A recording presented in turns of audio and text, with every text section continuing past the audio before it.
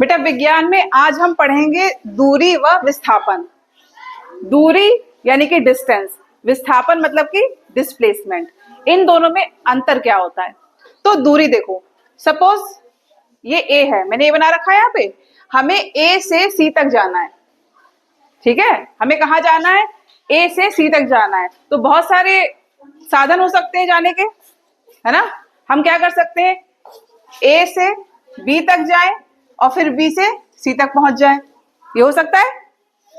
एक हो सकता है हम ए से डी जाएं और डी से सी पहुंच जाएं, ये भी हो सकता है। या फिर हम ए से इधर घूम करके सी तक जाएं, ठीक। या फिर हम ए से ऐसे घूम करके सी तक जाएं।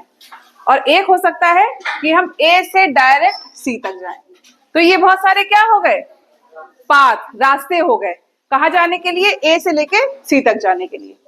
तो ये जितनी किसी वस्तु द्वारा तय किए गए पथ की लंबाई, किसी वस्तु द्वारा तय किए गए पथ की लंबाई, ये लंबाई, ये जितने भी रास्ते हैं, ये क्या कहलाएगा? हमारा दूरी कहलाएगी। ठीक है, क्या कहलाएगी?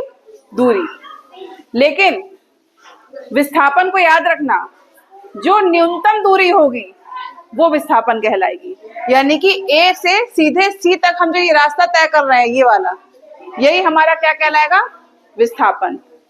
लिखा भी है देखो, न्यूनतम दूरी इज इक्वल टू विस्थापन। ठीक है, न्यूनतम दूरी क्या कहलाएगी? विस्थापन। अब मान लो ये आधा हाफ सर्किल बना हुआ है, हमें जाना है ए से सी तक। तो एक तो रास्ता ऐसे है, आप ए से बी जाओ, बी से सी जाओ, ठीक। दूसरा क्या है? ए से डायरेक्ट सी तक जाओ। ठीक है, तो ये भी दूरी है, ये भी दूरी है, लेकिन न्यूनतम दूरी कौन सी है? ए से सी तक जाने वाला जो ये सीधी रास्ता बना हुआ है। और यही हमारी क्या कहलाएगी? विस्थापन। एक सर्किल ले लें, ठीक है। हम मान लो यहाँ पी पोजीशन पे हैं और हमें वापस यही पी पे आना है। तो बहुत सारे रास्ते हो सकते हैं।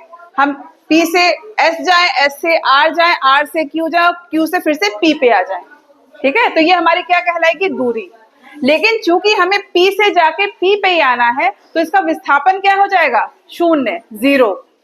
क्योंकि हम यहाँ थे और हमें यहीं आना है, तो विस्थापन क्योंकि न्यूनतम दूरी होती है तो वो हमारा शून्य हो जाएगा। और एक रास्ता ये जो हम घूम करके आए, ये हमारी क्या कहलाएगी? दूरी कहलाएगी। समझ आ रहा है?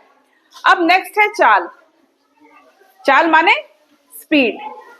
सपोज हमें 10 किलोमीटर तक जाना है, ठीक। एक लोग जा रहे हैं कार से और एक लोग जा रहे हैं साइकिल से। पहले कौन पहुंचेगा बताओ? क्यों? हाँ, क्योंकि कार की स्पीड क्या होगी? ज्यादा होगी, तो वो जल्दी पहुंचेगी। लेकिन हमारा जो डेस्टिनेशन है, जो मतलब गंतव्य है, वो कितना है? 10 किलोमीटर ही है ना। चूंकि साइकिल की स्पीड कम होगी, साइकिल जो चलाएगा व्यक्ति धीरे धीरे चलाएगा ना, कार की तरह बराबरी तो कर नहीं पाएगा, तो वो देर में पहुंचेगा 10 किलोमीटर। और जो कार पे व्यक्ति होगा वो जल्दी पहुंचेगा, है ना। तो चाल हमारी क्या होती है? वस्तु द्वारा तय की गई दूरी। ठीक है, वस्तु द्वारा तय की गई दूरी और दूरी को तय करने में लगा समय। जितनी दूरी तय करी और उसमें जितना समय लगा, वो हमारा क्या कहलाएगा? चाल।